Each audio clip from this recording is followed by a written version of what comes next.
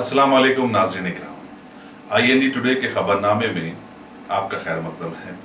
आइए देखते हैं आज के तफसीलात।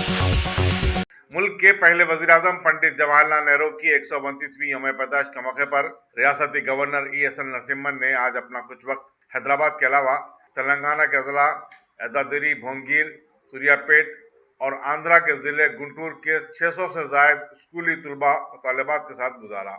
राजभवन में मुनक्किदा एक तकरीब में स्कूलों के प्रिंसिपल और असातिज़ा भी मौजूद थे। उन्होंने अपने खिताब में स्कूली बच्चों पर साफ सफाई और शजरकारी पर तवज्जो देने की जरूरत पर जोर दिया। राजभवन में इस मौके पर अमन, हकीकी अहिंसा के उन्वान के तहत महात्मा गांधी पर एक डिजिटल नुमाइश का भी एहतमाम किया गया था। तेलंगाना राष्ट्रीय समिति के सदर और चीफ मिनिस्टर के चंद्रशेखर राव ने आज असेंबली हल्के गजवेल से TRS उम्मीदवार की हैसियत से अपना पर्चा नामजदगी दाखिल किया। उनके हमरा रियासती वजीर आपासी T हरीश राव और TRS के सरकर्दा कायदीन मौजूद थे। कबल चीफ मिनिस्टर ने नुंगूरू मंडल के मौजे कोनीपल्ली में वाक़ श्री वेंकटेश्वरा मंदिर में पूजा की। उन्होंने इस मौके पर आवाम से खिताब करते हुए दावा किया है कि उनकी पार्टी TRS को 100 नशिस्तों पर कामयाबी हासिल होगी और दोबारा TRS सर इक़्तिदार आएगी। उन्होंने कहा कि रियासत तेलंगाना तरक्की की राह पर गामजन है। कालेश्वरम आपाशी प्रोजेक्ट करीबुल खत्म है और उसके इख्तिताम पर वो श्री वेंकटेश्वरा की मूर्ति को कालेश्वरम के पानी से धोएंगे। उन्होंने सिद्दीपेट के रायदंदों से भी अपील की कि वो उनके भांजे हरीश राव को, जो सिद्दीपेट से मुकाबला कर रहे हैं, 1 लाख वोटों की अक्सरियत से कामयाब करें। मजलिस उम्मीदवार हल्का मलकपेट अहमद बिन अब्दुल्ला बलाला ने आज कदीम मलकपेट के वाहिद नगर और दूसरे इलाके जात का पैदल दौरा किया। उन्होंने आवाम से फर्दन मुलाकात करते हुए मजलिस को कामयाब बनाने की अपील की। उनके हमरा कॉर्पोरेटर्स मोहम्मद शफीउद्दीन, मिनाजुद्दीन के अलावा मजलिसी कारकुनों की बड़ी तादाद थी। दौरे के दौरान कई मकामात पर बलाला की बकसरत गुलपोशी भी की गई। शेवल्ला पुलिस ने कल रात चेकपोस्ट के पास गाड़ियों की तलाशी के दौरान एक शख्स रमेश कुमार दुबे के पास से 19,74,000 रुपए की रकम जब्त की।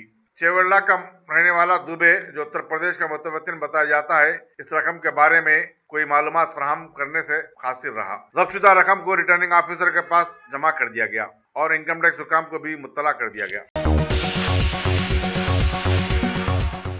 तेलंगाना के असेंबली इंतखाबात के लिए कांग्रेस आई ने अपने मजीद 10 उम्मीदवारों के नामों की फहरिस्त जारी कर दी है। खैरताबाद से पार्टी के जनरल सेक्रेटरी और तर्जुमान आला D श्रवण और जुबली हिल्स से साबिक रुकन असेंबली विष्णुवर्धन रेड्डी को पार्टी टिकट दिया गया है। दीगर उम्मीदवारों में खानापुर से रमेश राठौर, एल्ला रेड्डी से जय सुरेंदर, धर्मापुरी से A लक्ष्मण कुमार, सिरसिल्ला से K महेंद्र रेड्डी, मेडसल से K लक्ष्मण रेड्डी, शादनगर से C प्रताप रेड्डी, भोपालापल्ली से G वेंकटराम रेड्डी और पलेर से K अरविंद रेड्डी को टिकट दिया गया है। जंगांव असेंबली हल्के के बारे में हनुस तजस्सुस बरकरार है। पार्टी ने किसी उम्मीदवार के नाम का ऐलान नहीं किया। प्रजा कुटुंबे में शामिल TGS ने इस नशिस्त पर अपना दावा पेश किया है, जबकि साबिक वजीर पुन्नाला लक्ष्मैया भी इस नशिस्त पर मुकाबला करने के ख्वाहिशमंद हैं। जमाना बड़े शौक से सुन रहा था, हम ही चुप हो गए दास्तां कहते कहते। नई नवेली रियासत बनी तेलंगाना ने तहरीक के बाद कुछ ही अपनी सांसें दुरुस्त कर पाई थी कि फिर अचानक इंतखाबात की दौड़ का सामना करना पड़ा और फिर चल पड़ी एक दूसरे पर सबकत ले जाने की दौड़। भारत की तारीखी पार्टी कांग्रेस की बेबाक खातून कायद डॉक्टर J गीता रेड्डी, जिन्हें आयरन लेडी भी कहा जाता है, इन्होंने आज जहीराबाद असेंबली सीट से अपना पर्चा नामजदगी दाखिल किया। इस मौके पर वहां जश्न का वो माहौल नजर आया जैसे कांग्रेस ने ये हल्का जीत ही लिया हो। पार्टी की मुखालिफत करने वाले ना जाने कहां जा छुपे थे कि दूर दूर तक किसी की भी परछाई का कहत नजर आया। लिहाजा आगाज का मंजर अंजाम की कामयाबी वाला देखने में आया। मुतमद्दे उम्मी मजलिस इत्तेहादुल मुस्लिमीन सैयद अहमद पाशा खादरी ने आज असेंबली हल्के याकूतपुरे से अपना पर्चा नामजदगी दाखिल किया, जिसके बाद याकूतपुरे में मजलिस के मरकजी इंतखाबी दफ्तर तक एक जुलूस निकाला गया। जुलूस में यूथ लीडर यासर अरफात के अलावा मजलिसी कारपोरेटर रियाजुल हसन आफंदी, मुजफ्फर हुसैन, वाजिद अली खान, महमूद सुहेल खादरी, साबिक कारपोरेटर मोहसन बिलाला और हजारा कारकुन शरीक थे। जगह जगह जुलूस के रास्तों पर अहमद पाशा की बकसरत गुलपोशी की गई। बाद मीडिया से बातचीत करते हुए अहमद पाशा ने कहा कि इस हल्के से मजलिस को रिकॉर्ड कामयाबी मिलेगी। अल्हम्दुलिल्लाह top selection computers advance technology के दौर में पेश करता है branded computers, laptops, accessories, CCTV camera, उम्दा क्वालिटी, होलसेल एंड रिटेल निहायत वाजबी दाम पर दस्तयाब है। स्कूल, कॉलेज, कॉर्पोरेट ऑफिस वगैरह में बल्क क्वांटिटी में सप्लाई की जाती है। इसके साथ साथ हमारे यहाँ माहिर टेक्नीशियंस की निगरानी में रिपेयर्स की सहूलत भी मौजूद है। गुज़िश्ता 10 बरसों से मुल्क भर में अपनी इन तमाम खिदमात को जारी रखते हुए आपके एतबार को बरकरार रखने वाला नाम टॉप सिलेक्शन कंप्यूटर्स। जी हाँ, top selection computers, Vijayanagar colony beside Riyan hotel, Hyderabad. Proprietor Syed Rashid Ali Majid. Phone number 9849715954। Top selection computers.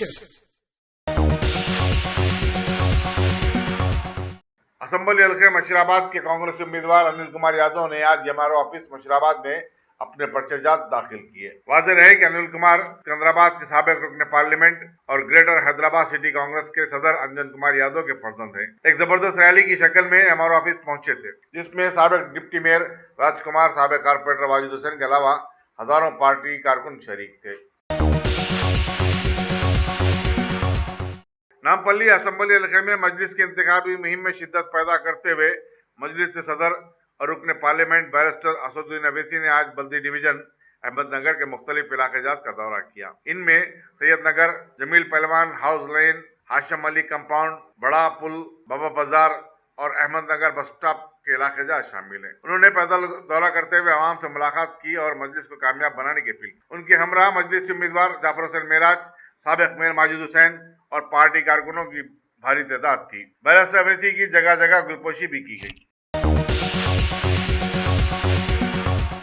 Directorate of revenue intelligence के हुक्काम ने आज हैदराबाद के राजीव गांधी इंटरनेशनल एयरपोर्ट पर 3 अफराद को गिरफ्तार करके उनके कब्जे से $1,38,000 जब्त किए। बताया जाता है कि तीनों थाई एयरवेज की फ्लाइट से हांगकांग जाने वाले थे। पूछताछ पर उन्होंने बताया कि वो गैर मजाज करेंसी डीलरों की ईमा पर एक करेंसी मुल्क से बाहर मुंतकिल कर रहे थे। इन डॉलरों की हिंदुस्तानी करेंसी में मालियत $1,09,15,800 बताई जाती है। मजीद तहकीकात जारी हैं। सीसीएस की साइबर क्राइम पुलिस ने जीवन साथी और शादी.com पर रिश्तों की ख्वाहिशमंद 3 लड़कियों से 20 लाख रुपए की रकम ऐंठ लेने वाले 23 साल एन जीवन कुमार को गिरफ्तार कर लिया है, जो जिले प्रकाशम का रहने वाला है। Additional deputy commissioner police crime रघुवीर ने मीडिया को बताया कि खुद को पीएचडी और इंस्टीट्यूट ऑफ साइंस बेंगलुरु में प्रोफेसर जाहिर करते हुए जीवन कुमार ने वेबसाइट्स जीवन साथी और शादी.com पर अपना प्रोफाइल डाला। उससे मुतासिर होकर 3 लड़कियां उसके राब्ते में आई और शादी की बात बढ़ाते हुए उन तीनों से मां के इलाज के बहाने उसने क्रेडिट कार्ड और ऑनलाइन के जरिए 20 लाख रुपए हासिल कर लिए। 4 अक्टूबर को सिकंदराबाद के खातून की शिकायत पर पुलिस ने मामले की तहकीकात का आगाज किया। इंस्पेक्टर सी गंगाधर ने सब इंस्पेक्टर मधुसूदन राव और उनकी टीम के ताउन से जाल बिछाकर मुलजिम को गिरफ्तार किया।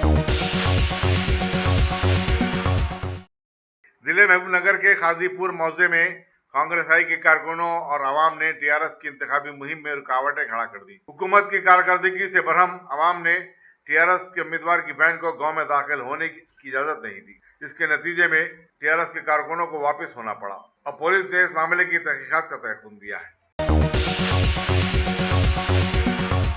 एंटी करप्शन के हुक्काम ने एलबी नगर कोर्ट के 14वें एडिशनल डिस्ट्रिक्ट जज वीवी प्रसाद के 2 मकानात गड्डियानारम और कुंडापुर समेत 12 मकामात पर धावे किए, ताकि उनकी आमदनी से ज्यादा दौलत का पता चलाया जा सके। हैदराबाद हाईकोर्ट ने प्रसाद से मुतालिक शिकायत की उसूली के बाद उनके खिलाफ एक केस बुक करने और छापे मारने का हुक्म दिया था। शाम देर गए तक धावों की तफसीलात का इल्म नहीं हो सका। टीआरएस के लीडर गोवर्धन रेड्डी, जो कल पार्टी का टिकट हासिल करने में नाकाम होने की सूरत में तेलंगाना भवन पर एक हंगामा खड़ा कर दिया था और पुलिस के साथ झड़प में जख्मी भी हो गए थे, अब हल्के असम्बली खैरताबाद से अपना पर्चा नामजदगी दाखिल किया है। गोवर्धन रेड्डी चूंकि खानगी दवाखाने में जेर इलाज हैं, उनकी बीवी कविता रेड्डी ने अपने कई हामियों के हमरा जीएचएमसी सर्कल ऑफिस खैरताबाद पहुंचकर कागजात पेश किए। याद रहे कि टीआरएस जिसने हनुज अपने 12 उम्मीदवारों के नामों का ऐलान नहीं किया है, उनमें हल्के खैरताबाद भी शामिल है।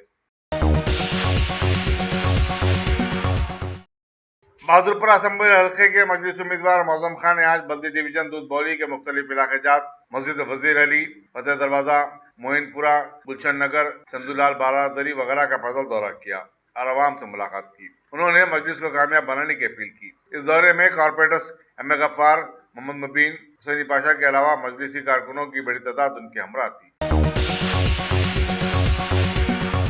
साबिक वजीर एम मुकेश गौड़ ने आज असेंबली हल्के गोशामहल से कांग्रेस के उम्मीदवार की हैसियत से अपना पर्चा नामजदगी दाखिल किया। वो एक जबरदस्त जुलूस की शक्ल में आबिद रोड पर वाक़े जेएचएमसी के सर्कल दफ्तर पहुंचे। उनके हमरा उनके फर्जंद विक्रम गौड़ के अलावा सैकड़ों अफराद थे। उन्होंने आबिद रोड पर मुल्क के पहले वज़ीर-ए-आज़म पंडित जवाहरलाल नेहरू के मुजस्समे पर फूल भी चढ़ाए।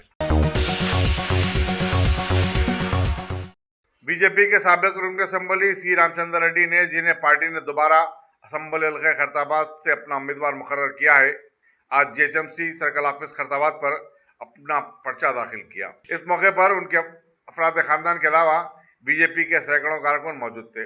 कबल अजीम वो एक जबरदस्त जुलूस की शक्ल में बल्दिया दफ्तर पहुंचे। पुलिस कुत्तूर ने राइकल चेकपोस्ट के पास गाड़ियों की तलाशी के दौरान एक बोलेरो गाड़ी से 4,42,50,000 रुपए की रकम बरामद। पुलिस ने यह रकम मुतल्लिका रिटर्निंग ऑफिसर के हवाले कर दी। सईदाबाद में पुलिस की चेकिंग से बचने की कोशिश में एक नौजवान ने अपनी कार की रफ्तार तेज कर दी और सड़क पर पार्क की हुई कई बाइक्स और कारों को टक्कर दे दी, जिसके नतीजे में कई गाड़ियों को भारी नुकसान हुआ। यह हादसा मोर सुपरमार्केट के करीब पेश आया। तेलुगु देशम पार्टी के टिकट से महरूम पार्टी के बागी उम्मीदवार बीएन रेड्डी ने आज असेंबली हल्के खैरताबाद से अपना पर्चा नामजदगी दाखिल किया। यहाँ यह बताना जरूरी होगा कि प्रजा कुटुंबी में मुफाहमत के नतीजे में खैरताबाद की नशिस्त कांग्रेस को मिली है और कांग्रेस ने वहां से पार्टी तर्जुमान डी श्रीनिवास को पार्टी उम्मीदवार बनाया है। रियासती असेंबली के इंतखाबात के सिलसिले में टीआरएस के खिलाफ तश्कीलशुदा प्रजा कुटुंबी में शामिल तेलंगाना जनरल समिति के हिस्से में 13 नशिस्तें आई हैं। टीजीएस के general secretary professor Vishweshwar Rao ने मीडिया को बताया कि वो आइंदा 2 दिन में अपने उम्मीदवारों के नामों का ऐलान करेंगे। उन्होंने बताया कि पार्टी के इंतखाबी मंशूर को भी बहुत जल्द जारी कर दिया जाएगा। अगर आपने हमारे चैनल को सब्सक्राइब नहीं किया है तो आपको यहाँ सब्सक्राइब बटन दिख रहा है, उसे क्लिक करिए और सब्सक्राइब कीजिए और साथ ही साथ बेल आइकॉन को भी क्लिक करिएगा, जिससे कि आपको ताजा अपडेट मिलते रहें। सिंगापुर में मुनक़िदा फिनटेक महाउत्सव में शरीक होकर पीएम मोदी ने भारत की आवाम को ये समझाने की कोशिश की कि ये महाउत्सव भारत के 100 करोड़ से भी ज्यादा लोगों की जिंदगियां बदलने वाला है। आगे बतलाया कि ये उत्सव नौजवानों में जोशो खरोश और दुनिया को मजीद बेहतर बनाने का उत्सव साबित होगा। सिंगापुर के दौरे में पीएम मोदी ने वहां के वजीर-ए-आज़म ली सेन लोंग से भी मुलाकात की और दोनों ममालिक के बीच टेक्निकल वैल्यूज में मदद और इसमें अदल बदल और खित्ते में माशी पसमानदगी दूर करने पर तबादले ख्याल किया। पीएम मोदी इस दौरे में 33वें मशरकी जनूबी एशियाई ममालिक की सोसाइटी और 13वें आला सतही सम्मेलन में भी हिस्सा लेने वाले हैं। दासा ममालिक के खुसूसी डायरेक्टर एरिक ट्रैम्पियर ने भारत में मुतनाज़ा बन जाने वाली राफेल डील के ताल्लुक से दोबारा बात साफ की कि भारत ने खुद ही बनाया था रिलायंस को इस सौदे का साझेदार और उनकी तरफ से यह समझौता एकदम साफ सुथरा है और इससे भारत की फौजें खुश भी हैं। ये बात भी उन्होंने ही बताई है। साबिका में बीजेपी हुकूमत वाली रियासत के बीजापुर इलाके में माओवादी नक्सलाइट्स जबरदस्त हरकत में हैं और इन्होंने महादेव घाट के पास एक आईईडी ब्लास्ट भी कर दिया, जिसकी जद में आकर बीएसएफ के 4 जवान, डीआरजी का 1 और एक आम आदमी शदीद जख्मी हो गए, जिनमें से 2 की हालत नाजुक बताई गई है। माओवादियों का यह धमाका एंटी लैंडमाइन गाड़ी को निशाना बनाकर किया गया था। भारत की वजारत दाखिला ने इंतखाबात से कबल एक कदम और आगे बढ़ाते हुए भारत की कुछ तंजीमों को गैर कानूनी बताकर पाबंदियां लगा दी हैं, जिनके नाम ये बताए गए हैं: BLA, RPF, UNLF, Manipur people's army, PREPAK, red army और इनकी सारी साथी तंजीमों को भी तातिलासानी गैर कानूनी होने का ऐलान कर दिया गया है। मरकजी वजीर अनंत कुमार के अचानक इंतकाल के बाद बीजेपी के एक और आला सतह के लीडर नरेंद्र सिंह तोमर को पार्लियामेंट्री अफेयर्स का अब वजीर बना दिया गया है। पिछले 4 सालों से सूरजज़दा बना दिए जाने वाले जम्मू कश्मीर में सदर राज की कील ठोक देने के बाद सिक्योरिटी फोर्सेस ने जैसे ही मोर्चा संभाला था कि मुबैना दहशतगर्दों ने वहां घुसपैठ की कोशिशें शुरू कर दी और धड़ाधड़ हलाक भी हो रहे हैं, जबकि साबिका में न ऐसा कभी सुनने में आया था और न कभी देखने में आया।